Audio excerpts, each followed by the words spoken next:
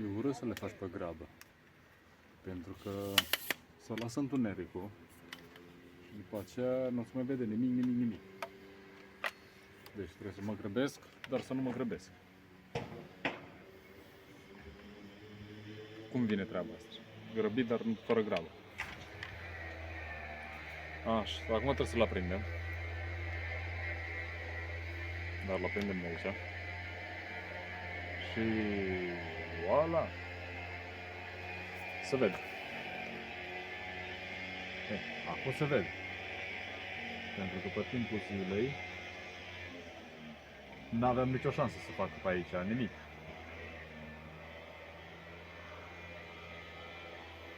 Unghiuri drepte, perfect l-am făcut prima dată. Perfect. La metru mi-a ieșit. Vai, mam. Ținem la interior.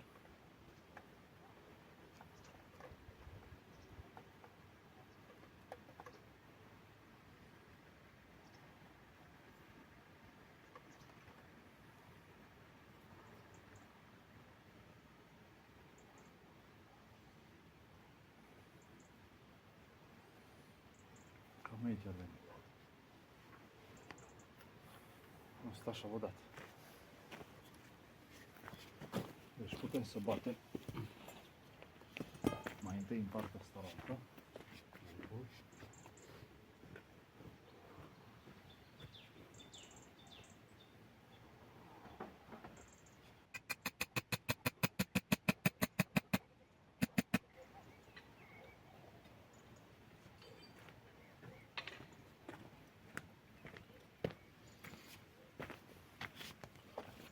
Aici.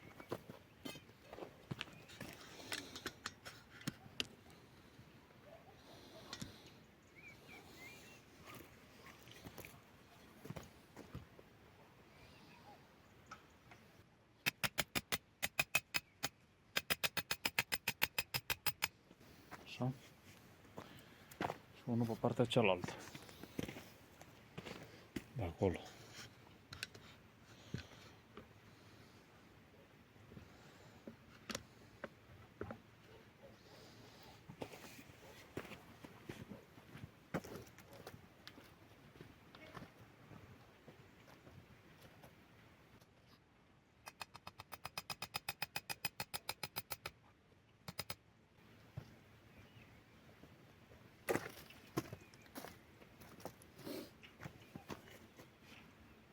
Bun, ținând cont că fiarele astea sunt bătute, deci l-am bătut pe ăsta, pe ăla, aici pot să am colțul la 90 de grade, trebuie să mă mut pe partea cealaltă să-l fac pe altul la 90 de grade.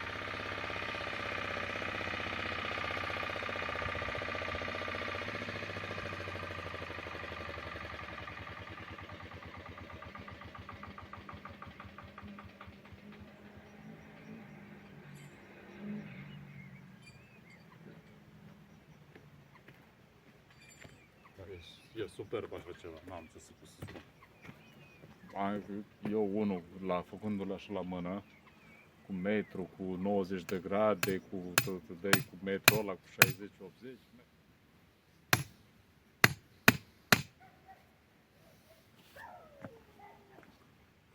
pe partea cealaltă.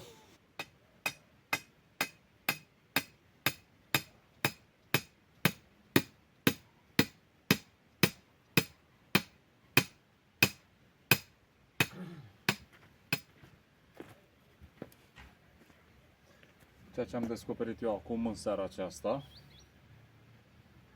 e că tu mai trebuie să mai sap. Of.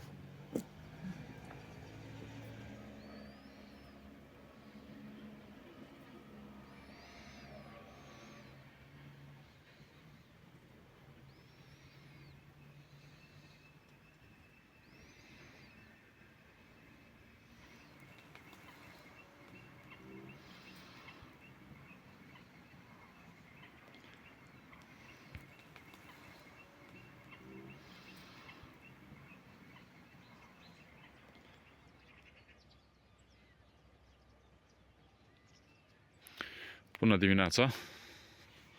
Astăzi sunt la casă de la țară, la casa veche. Oftez puțin, dar asta este. În fine, am venit aseară cu nivelul acela cu laser și am rămas delus. Nu-mi place nimic de ce spune el. Nu-mi place de ce, pentru că e de muncă. Adică am trasat, să spunem, colțurile la 90 de grade cu dimensiunea care ar trebui să a fost să fie. Dimensiunea la casă. 7 metri jumate cu 8, 7 metri jumate de la deal acolo către față și 8 metri ceva de genul. Nu întorc camera ca să nu vă amețesc. Și da, am rămas puțin delus de ceea ce spunea el. Am început de aici, pentru că acesta este punctul cel mai jos, să spunem. Am început de aici, cu punctul cel mai jos. Am luat decât puțin pământul care era răzuit de dinții la excavator și cam atât. Am curățat, să spunem, locul unde trebuie să fac cofragul de la fundație. O să vă explic imediat și despre fundație. Despre fundația care o fac eu. Nu poți să-i spui fundație. În fine. Am pus laserul aici, am făcut totul la nivel, partea de aceea de acolo cu partea cealaltă de acolo. Și după aceea m-am mutat aici. Și aici a început să nu mai îmi placă nimica. M-am mutat aici, l-am reglat cu nivelul care era din partea aceasta și partea cealaltă de la început. Și când am ajuns aici nu mai îmi plăcea nimica. Pentru că nivelul e mult mai jos. Adică pe față suntem cu 30 de centimetri pe plus, iar aici suntem cu 10-15 pe minus. Cu alte cuvinte, un disnivel între față și spate de vreo 40 de centimetri. În fine, ce o să fac eu acum? Bineînțeles, o să mă apuc să sap. Asta este primul lucru. O să trebuiască să sap și o să trebuiască să îndrept tot locul unde trebuie să pice fundația. Clipul de astăzi este realizat în colaborare cu cei de la Sigman, care mi-au trimis nivelul acesta cu laser. Ce pot să spun? Că este superb. O jucărie dintre asta salvează colțurile. Că este gard, că este casă, că este, ce știu eu, un paviment prin casă sau plăcile de la baie, plăcile de la bucătărie, e superb. Adică te ajută mult. Prima dată am folosit, îl și vedeți acolo, bolobocul și cu rigla aceea. Păi mi-a dat bine mie, hai că merge, 20 de centimetri deasupra de fundație, de beton turnată, începem cu câteva pietre pentru a întări fundația și gata, am terminat, superb, da. Când am pus laserul acela, v-am spus, nu mai mi-a plăcut deloc. În fine, mai multe detalii despre laserul acesta Sigman, puțin mai târziu, când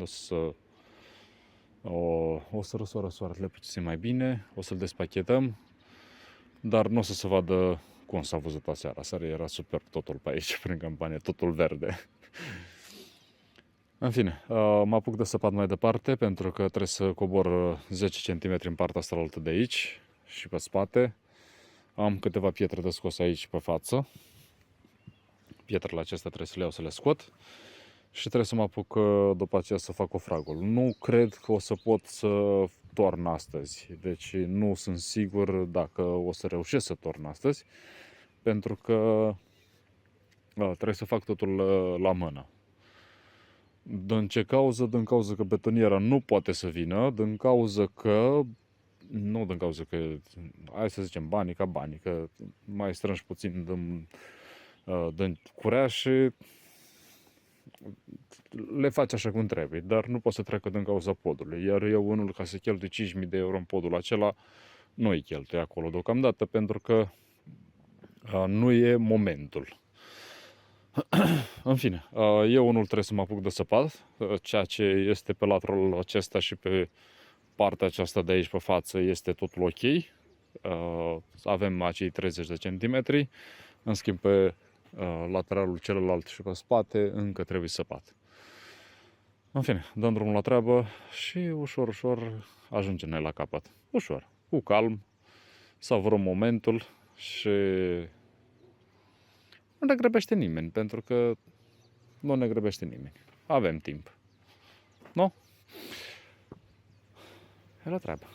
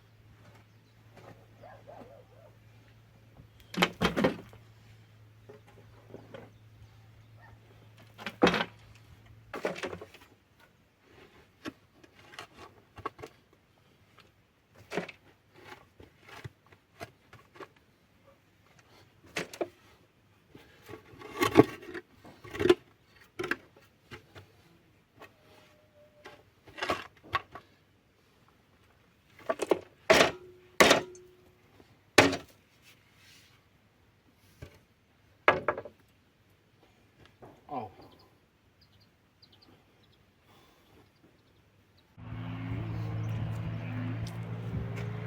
Chiar mă gândeam dacă să întorc cei cu motoarele.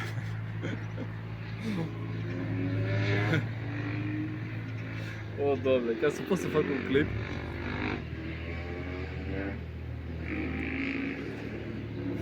În fine, după cum v-am spus, clipul de astăzi este în colaborare cu cei de la Sigman. Sincer să fiu, m-au contactat la momentul perfect. Mi l-au trimis imediat și aseară am făcut măsurătorile.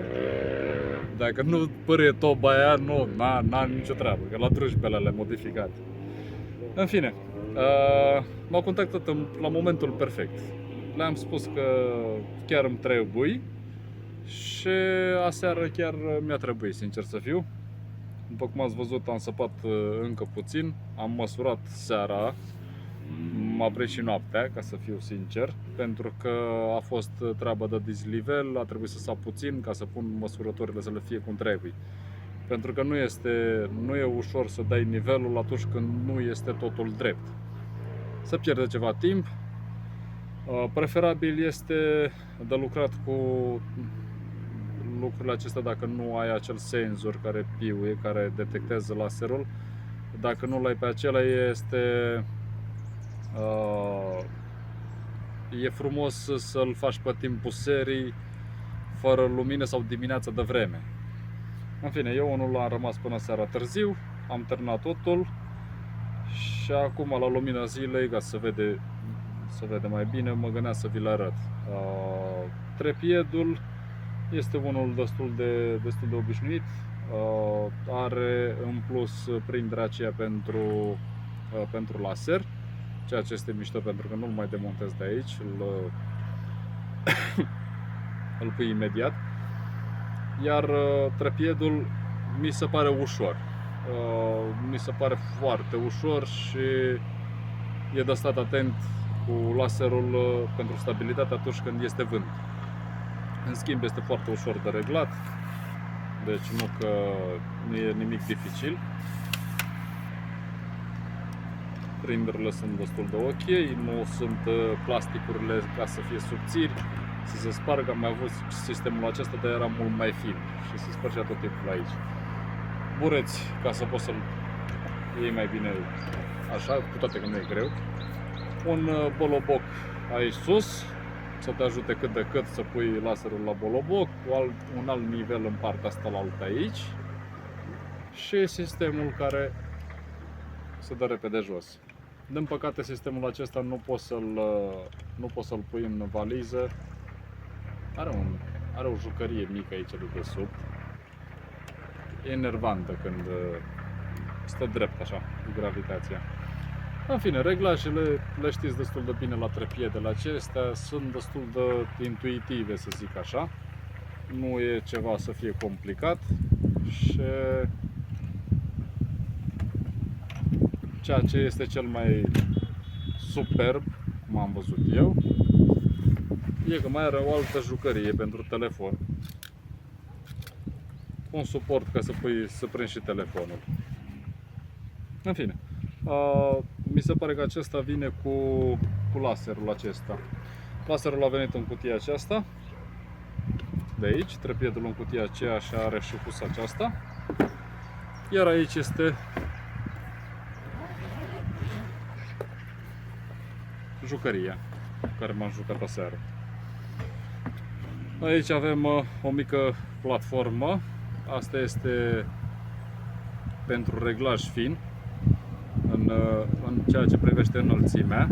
În cazul în care sunt pavimente, în cazul în care sunt mici reglaje pe partea de jos, e superb. Aseară chiar mi-a prins bine chestia asta pentru că l-am ridicat exact la nivelul care mi-a trebuit mie, fără să stau să pun de desubtul lui dimensiuni și așa. În fine, asta este un lucru gândit bine.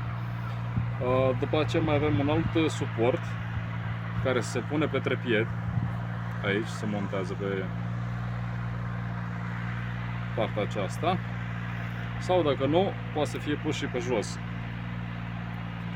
Să deschid acestea. Și poate să fie și pus jos pe paviment, în cazul în care vreți să faceți ceva pe paviment.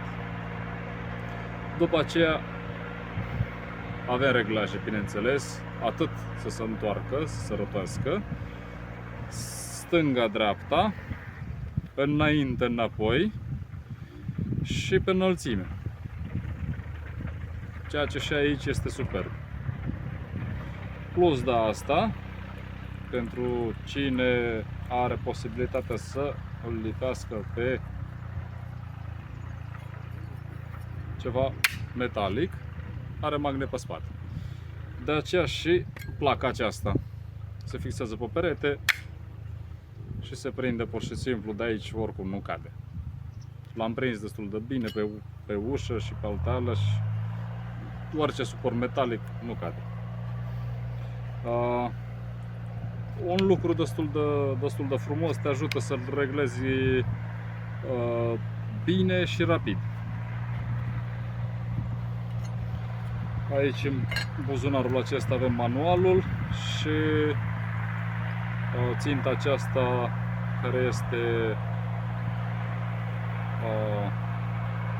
verde, pentru că laserul este verde, și asta este mișto pentru cine are lucrează la, nu mai zic nimic, e gălăgie și nu suport gălăgia când filmez, când vorbesc. Pentru cine are tavanurile în regips. Știți chestia aceea care se tot ridică și se coboară, aici ținta, el cu plăcuța aceea fixat. Super. Acum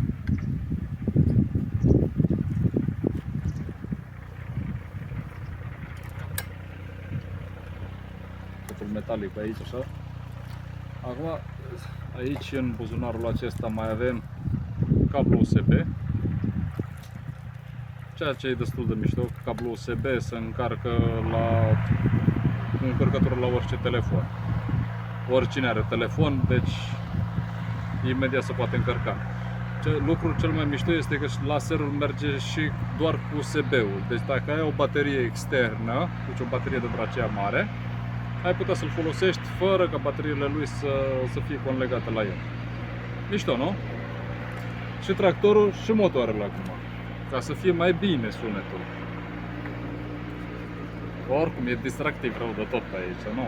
Mai devreme au trecut cai, am zis duminica, zic băi, fac clipul duminica ca să fie liniște. Au trecut cai, au trecut oile, au trecut motocultivatoare, tractoare, s-auzeau motocoase, s-auzeau drujbă, s-auzeau de toate astăzi. Duminica, ci că lumea stă degeaba, nu face nimic. Da, da. Așa, telecomandă, revenim la jucăriile noastre. O telecomandă destul de bună, asta în cazul în care lucrezi la paviment, lucrezi la altceva, te deranjează laserul, iei telecomanda de buzunar, îl închizi și după aceea îl deschizi imediat în partea asta altă, sau dacă nu, reglezi alteală. Reglezi faptul de liniile cum se poate face, pentru că are aceste butoane aici. Mișto. Două baterii. Bateriile sunt de 2600 de mAh. Da, de 2600 de mAh. Din câte știu, ține 8 ore. Nu am apucat să-l probez 8 ore pentru că nu am la ce să-l folosesc 8 ore. Dar ieri seara au stat toate 4 linii aprinse, toate cele 4 aprinse. Și cred că am pierdut vreo 3 ore. 3 ore plus în minus. Și nu a dat semn să consume bateriile. Iar laserul acesta, sunt două baterii, una este aici, una era în partea asta altă și una care este înăuntru aici. De înlocuit foarte ușor. Ceea ce este mișto e faza asta așa. Chiar, în fine, s-au gândit la mai multe ei.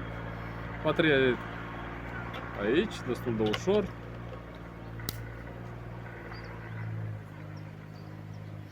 Avem pe partea asta blocajul. Acum laserul este pornit.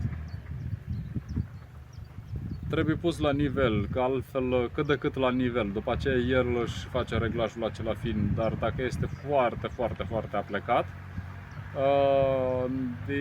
rezultă că nefiind în boloboc, iar el începe să pulseze. Atunci e ceva în neregulă cu faptul de nivel. Nu mai este nivel. În rest, totul bine. E superb. Când bate vântul, eu cred că e o problemă, ar fi să fie și orice problemă cu laserul, dacă se mișcă puțin trepietul, se mișcă și el. La ce trebuie, la orice, și să te joci. E mișto și pe timpul serii să-l pornești, mai ales în zilele acelea de sărbători, și să-l pui pe o platformă dintre aceea care se învârte așa, ca să fie pe post de lumini de Crăciun. Da, era o idee, de aici s-a înluminat totul. Când toată trestia aceasta păreau luminițe, rădăcinile din partea cealaltă de acolo așa păreau luminițe, așa aprinse, ziceai că sunt pe altă planetă. Vers frumos. În fine, avem aici reglajele, întrerupătoarele, pot să spun, pentru toate cele punctele laser, și partea aceasta care reglează cu impuls. Din câte știu, are și jucăria aceea care face piu-piu-piu, dar poți să o cumperi. Este separat. Nu mai știu cât costă, dar oricum o să vă las link în descriere. Și aceea poate fi achiziționată cu el și e frumos pentru că acela piu e atunci când este vorba de lovește punctul laser, chiar dacă nu-l vezi, adică pe distanță mai mare, chiar dacă nu-l vezi, acela îți indică foarte bine poziția unde ar trebui să faci semnul. Iar aici avem conlegarea cu USB. Pentru încărcare, bateria se încarcă chiar și atunci când este înăuntru lui, dar se încarcă și când este în afara lui. Are o conectare aici și aceea este mișto pentru că bateria, în timp ce tu folosești prima baterie, o baterie pe laser, bateria aceasta poți să o încarci în cazul în care este descărcată. Mult mai comod decât să stai cu toate firele prelungitoare, de unde e încărcătorul, cum e încărcătorul, de ce leg, de trepied, stai că cade, stai că trebuie să mut laserul, ceva de genul. În fine, le mulțumesc celor de la Sigman pentru colaborare. Chiar mi-a prins bine această jucărie, pentru că faptul de unghiuri drepte, măi păsărică, taci puțin acum așa.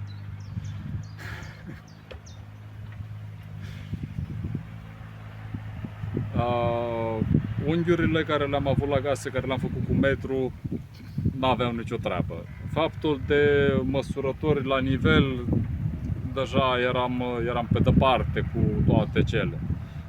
Deci chiar mi-a prins bine. Acum eu unul vă spun decât atât, vreți o lucrare cât de cât nu perfectă, pentru că perfecțiunea e cam greu de făcut, cam greu de realizat perfecțiunea, dar cât de cât detaliat acolo, eu cred că ar prinde bine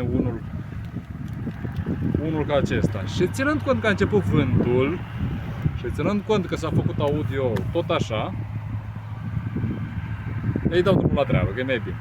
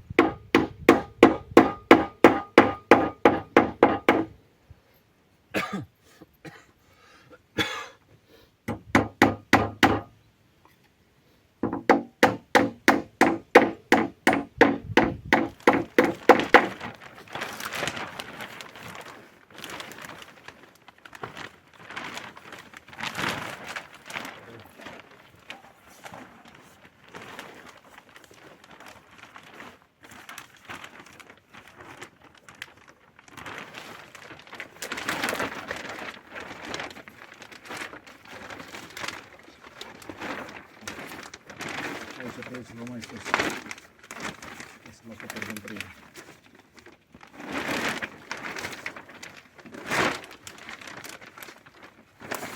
Și acolo cred că am tăiat-o prea mică. Nu întinde în vol.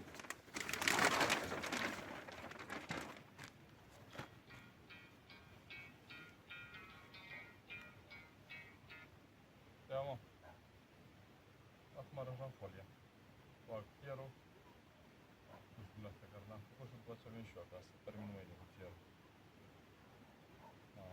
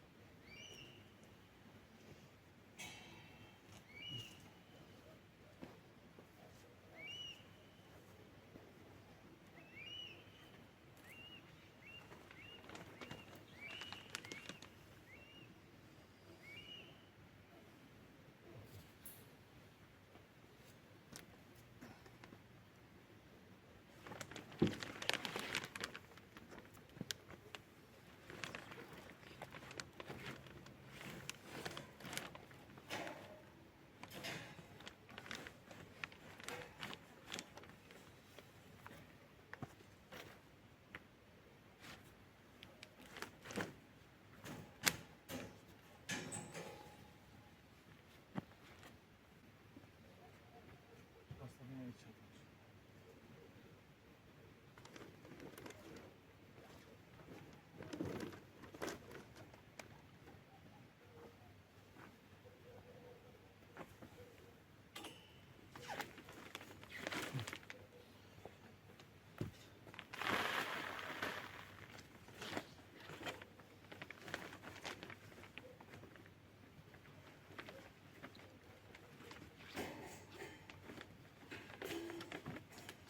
Măta.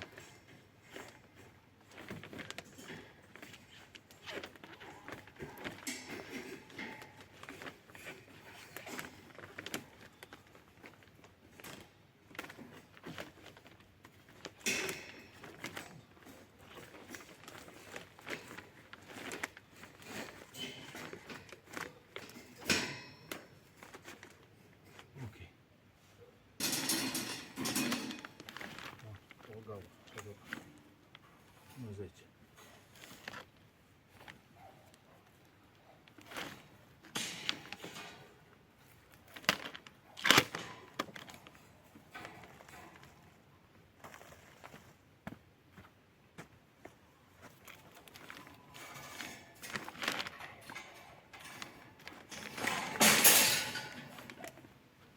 Este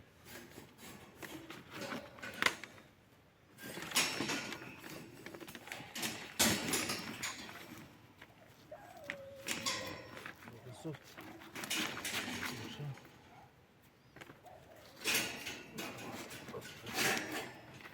Da.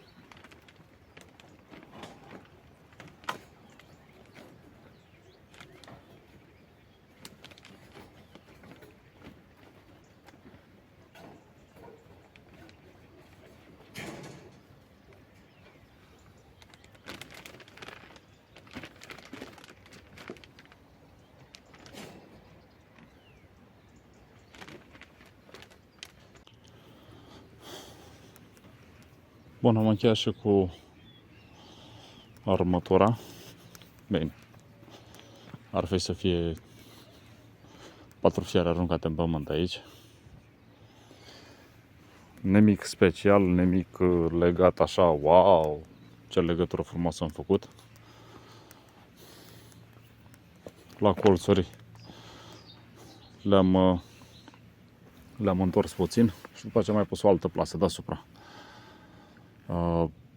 Sunt plasele petrecute de desubt, plus alte 2 fiare.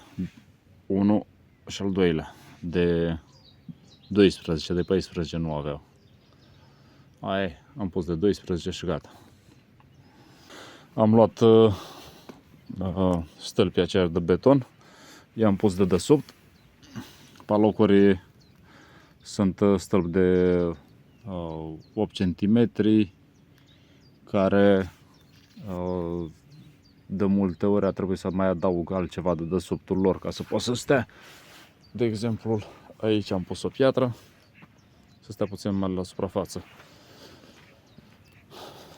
Aici am pus alte 2 pietricele micuțe și aici am ajuns să pun chiar 2 stâlpi ca să pot să ajung la cota care îmi trebuie mie, pentru că aici am săpat ceva mai mult. Era pământul ceva mai afănat și am zis să le elimin. Ținând cont că am văzut că e pământul mai afănat, mi-a rămas ceva plasă și dacă tot este, de ce să nu o arunc aici și pe asta la altă, că oricum n-au mai ce să mai fac cu ea. Și am pus-o și pe asta la altă, pe partea aceasta de aici, pe față. Deci, cu alte cuvinte, s-a dublat plasa aici, ceea ce este pe față și sper să țină, sper să fie bine, sper să fie ok. În fine, trebuie să mă apuc acum așa de beton.